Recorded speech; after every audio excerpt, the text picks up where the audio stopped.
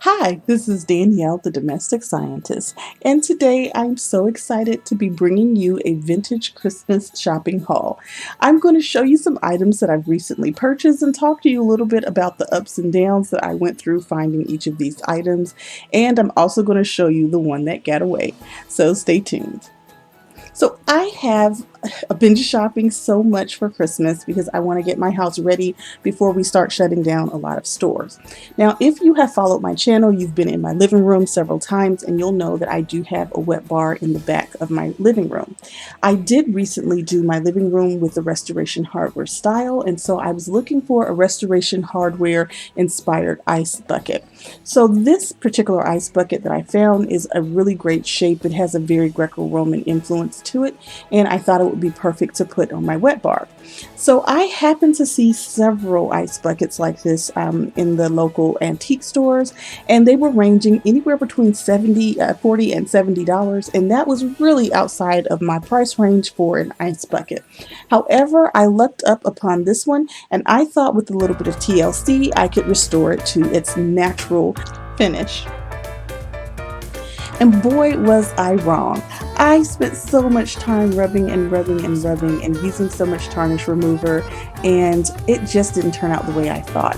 First of all, the finish is a little bit on the dull side and it is a little yellowed, and there was nothing I could do to get all the tarnish off of this ice bucket.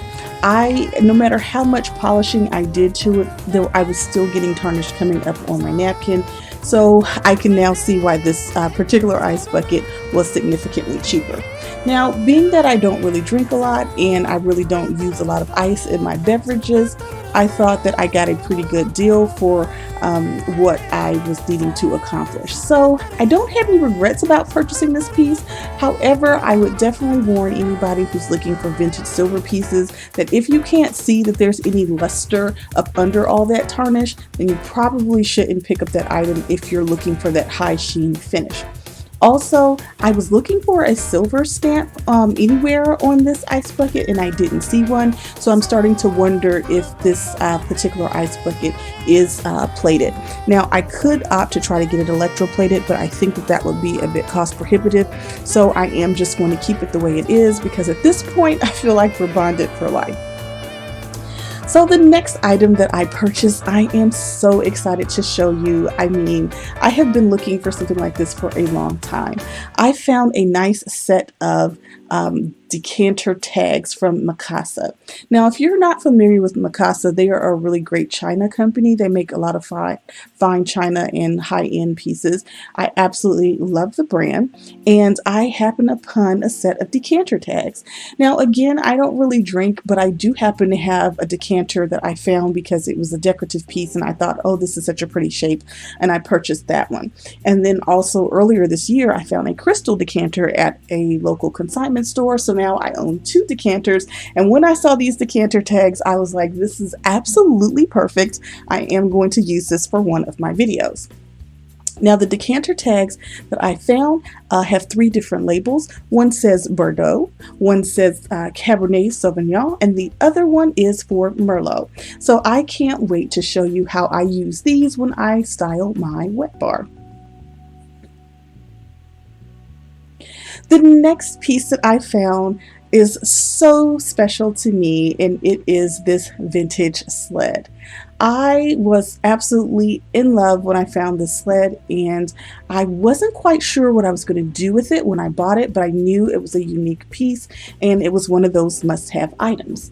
So I went ahead and purchased it, and then after purchasing the sled, I went on to Pinterest just to see what other people were doing with theirs, and I've got some really great ideas.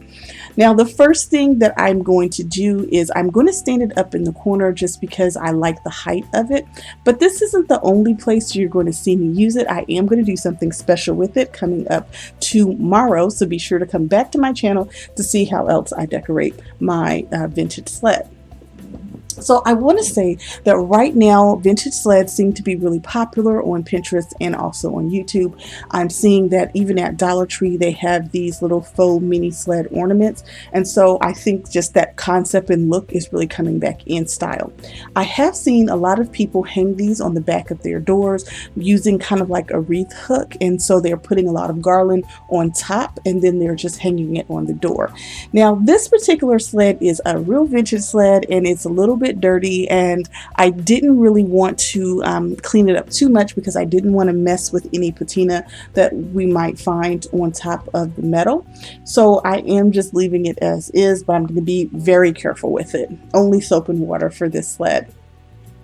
The other thing is I can tell that a lot of people have refinished their sleds just to give it a more even coloring, but I really want to keep that vintage and classic look. So right now, all I have done is I'm standing it in the corner with a little bit of greenery, but as I said earlier, I'm definitely going to use this again this Christmas season.